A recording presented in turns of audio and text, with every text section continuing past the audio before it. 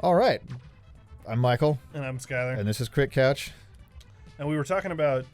We were talking about the sort of narrative design of slower paced RPGs versus like action RPGs. And I'm going on a very long circle that I promise I'll get back to. But I was talking about like the sort of entrapment of like sort of making the same game foundationally speaking. Now, I want to preface this by saying I've not played any of these Battle Royale games. I don't have a lot of time to play games. That's, just the nature of life sometimes. Goodbye, little fishy grave. Yeah, it wasn't a grave. It was just like a blocking pillar, which I guess is how the mermaids keep things from getting lost, is by making it. I don't know. The logic of this game is sometimes inscrutable. Yeah, hey man, or scrutable, one of the two. Plays by its own rules. Fuck these amoeba in particular. The urchins. Yeah. Those are urchins. Amoeba. I'm an amoeba. Where's that from? It doesn't matter. I don't know. Anyways, so you and I, and the reason I was bringing up these sequel piece things, or sort of this like creating the same game. Now you have. I want you to keep me honest on this. So one of the very like classic RPGs that is still really going strong is the Dragon Quest series, right? It is for its fan base and in Japan, and I say that because I think it's important to note that like the perception of the classic JRPG is definitely different, especially in light of games like Skyrim or whatever. Yeah. Damn it. This is the problem with the Psycho Sword. It freezes them. I really hate killing these things in this stage. Wow.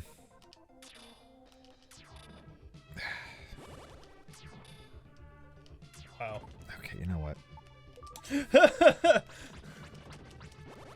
Wow, that just made it a lot easier. Yeah, that's kind of a irritating tactic that they put in here, because you can literally just like chain freeze these things. So, I think this is true of Final Fantasy as well. I mean, 15 may have opened up the audience a little bit for all the problems that I had with it. It is a little more modern, but the concept that like the JRPG has the same relevance that it might once have had, I don't think is correct anymore. So Dragon Quest is still going strong as a series, but it's largely because of Japan still liking it. And it is very traditional in the way it does things. Mm-hmm. So that's just to set that stage. What was your kind of following question? Well, no, it's actually, I like what you said there too, especially with those RPGs maybe not having the same kind of relevance. So talking about a lot of these games that we're getting into, and I'm going to segue off of the like Battle Royale games, we're seeing a lot more like fast-paced games. Mm-hmm. And you and me were kind of talking about this with like MMOs. It's a little hard to introduce a new one into the realm now. Yeah. Just because there was a lot of saturation before, and now the ones that have really survived have such a community, a build-up, all this stuff. Now with these faster-paced games that keep coming out, especially a lot of games have a lot of, shall we say, focus on like multiplayer aspects. Oh yeah. I don't know that we're telling is... Now, I'm not going to say this is a complicated story that we're playing through right now. No, not really. So, bad example, but... I mean, I don't think... So this is kind of a topic that would be worth a much longer sit-down kind of podcast conversation, and that's something that I know we want to do as a part of this channel, in addition to these kind of exploring these these sort of like daily or every other day or whatever updates that we're doing. And I think kind of an important thing to realize is, one, there is far more being released in modern times than there ever was in the past. And so like I think it's also important to not confuse the idea of like complexity of story with interest of concept. Yeah, definitely. Because conceptually, this game is very interesting in the perspective of resurrecting the planet and the kind of the gameplay aspects that bring you into the resurrection of everything. And there's a lot of cool imagery. There's a lot of like different environments that you keep going through to kind of express a lot of stuff. And there is, you know, we'll actually get into it. We've seen little bits of it, like with the animals, for instance, in Greenwood, you know, talking about trying to fight back, but they're just like, you know, it's like a mole and a dog fighting back against the king of evil. And like, yes, they die. And so it's a very kind of microcosmic, almost, you know, like an Aesop's fable, like parable level of concept. The flip side of that is that maybe I would say complex in its nature, but it is not an inherently complex method of telling a story. Like, fables are very simple for a reason. They're simple to try and kind of reduce down a concept and distill it for ease of access, you know, for kids and adults alike. But that's not the same thing as having a fully fleshed out character. And I think something that often happens, especially with the kind of nostalgia goggles that get honestly very frequently discussed in terms of games, is that those two concepts get conflated. Like, what you can expand out in your head as an interesting principle in a sort of fable or fairy tale style gets mistaken for actual complexity of content and development. And so one thing that I think we have in far more spades than we ever had are characters and stories that can actually be fleshed out in believable ways. I mean, we're on the heels of games like everything has their problems. So like, I'm not saying that everything is absolute, but you know, things like the newest God of War, or Witcher 3 or Last of Us, like these are all things that are trying to fill out characters in more realistic ways that you couldn't do in this. I mean, this Ed Womp has no voice. Mm-hmm. Like, he just walks around being like a liberating hero, and everyone just kind of fills in who he is for him. Like, you know, by the end of the game, Lisa, who we've interacted with all of one world, and we'll interact with her again, she kind of gets a little thing for Ed Womp. But, like, why? Which one is Lisa? Exactly. She was the girl that we went, like, Dr. Leo's daughter, who, we went into her dream. Like, there's kind of like a little thing that sort of starts. Man, shit was like crazy for a second. Oh, yeah. It's just stuff flying all over the place. Oh, yeah. But. Ooh, chest. Yeah. But it's a very, like, important question, I think, to recognize that, or a concept to recognize that, like, these two things aren't equal. Yeah. And I think another thing that kind of plays to an earlier point you said, and this is where I think, like, a longer discussion about not just games, but media in general, and I'd love to, you know, there's some people that I would love to bring on to a longer form and talk about with this. Oh, God. Oh, fuck. Hey, the gorillas! The gorillas in the palm trees! This is the worst fucking vacation ever. But, you know, it's kind of like, I just got very distracted by the idea of, like, a horror vacation full of gorillas and palm trees. Shit. Tried to remember my point.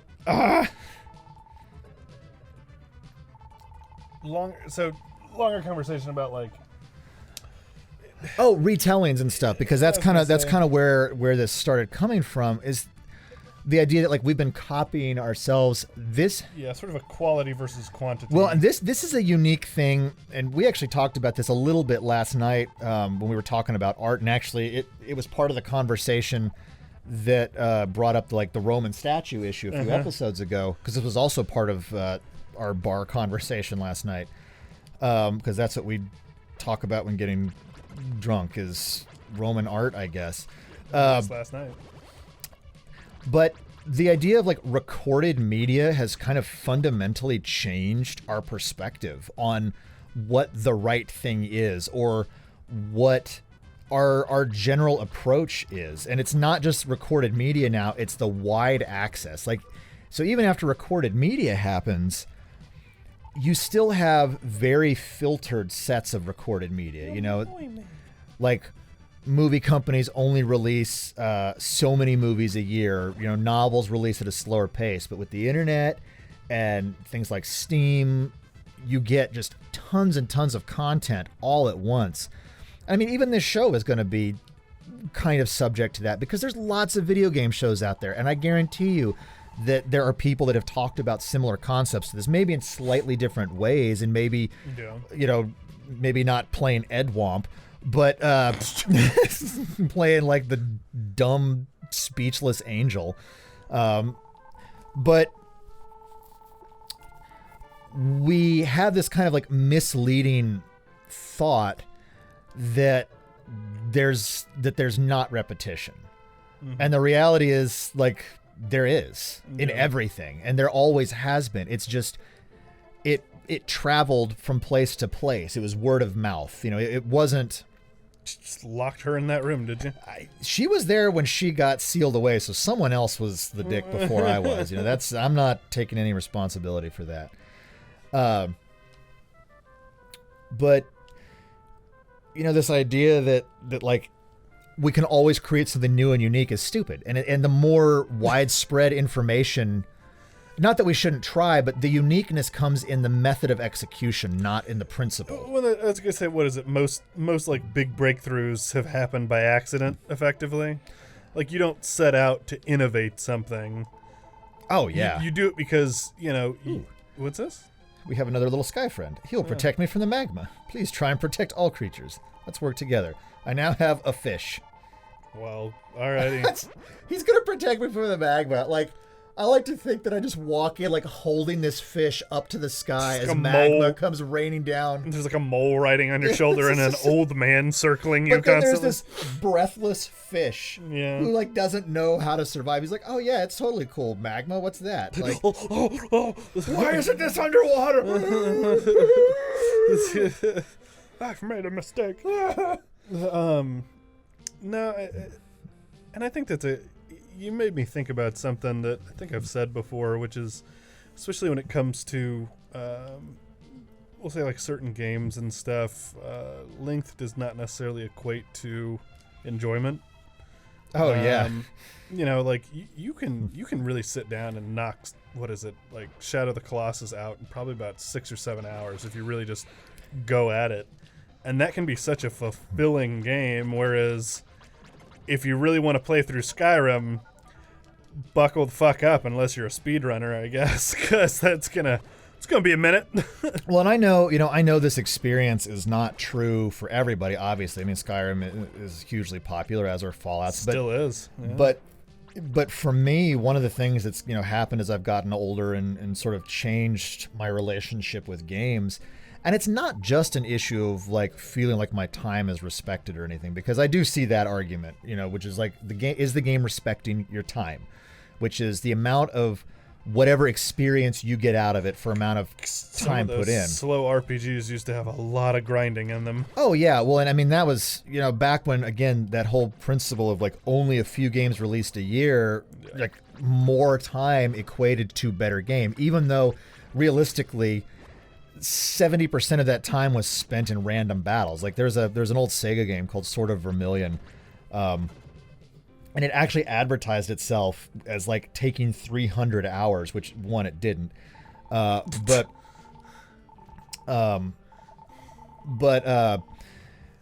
that's not necessarily a good metric. And as I've gotten older, part of it is time. Part of it's that I like having time to do multiple things and have experiences, but part of it is also that so the fish is protecting me by making these magma rocks not explode when they come inside my circle. See, because otherwise they turn into, like, little fire pillars. I see, yeah. But, you know, part of it's that I've seen those games and I know what infinite amounts of time spent do. Like I have such a hard... Yeah. Oh, no! Oh, we're coming, buddy! I'll find a way. Part of it's that, like, I know what it looks like to spend 100 hours, blacksmithing. And I mean, honestly, there's other things for me to do and other like more interesting ways for me to spend that time The Green Gorilla. than playing like the 5th game in a row. And this is not a knock on the general principle of open world games, but for me, like after a 3rd or a 4th or a 5th open world game, the dressing that the open world comes in doesn't mean anything to me anymore. It's just another set of like run from quest node to quest node, and see kind of like, I mean, maybe the story is great, sure, but the amount of time spent between seeing these characters develop isn't necessarily worth it to me. And we can continue this next time on Crit Couch because we have like 0 talked about Soul Blazer for this entire episode. See you next time, guys. He's blazing as hard as he can. Yeah, I'm just blazing. No, that's not right.